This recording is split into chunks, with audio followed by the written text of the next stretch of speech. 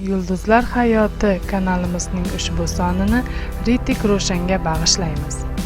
Ritik Roshan 1974-yili 10-yanvarda hinduistlar oilasida dunyoga keldi. Uning otasi Rakesh Roshan, amakisi esa bastakor Rajesh Roshan. Uning boshqa oila a'zolari ichida prodyuserlar, rejissyorlar, kompozitorlar bor. Ritikning o'ng qo'li bosh barmoqlari ikkita bo'lganligi sababli yoshligida ko'p azob chekadi. Ritik kollejni tugatadi. Ilk bor kinoga u bolaligidayoq tushgan, ya'ni 1980-yil mashhur bo'lgan Asha filmida. Uning ilk debyut filmi otasining Sevaman deb ayt filmidir. 2000-yil suratga olingan.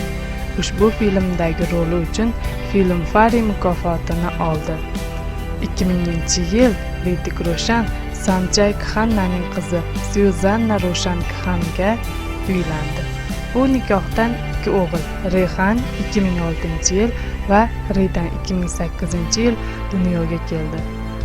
Ritik Roshanning bo'yi 183 cm, og'irligi 74 kg, yoqtirgan rangi qora. Vrachlar skolyoz kasalligi borligini aniqlab, unga raqs tushish va tryuklar bajarishni taqiqlashlariga qaramay, sportni tashlamaydi. Diving sport turi va boshqa aktiv sport turlariga qiziqadi. Kanalimizni kuzatishda davom eting. Hali hammasi oldinda.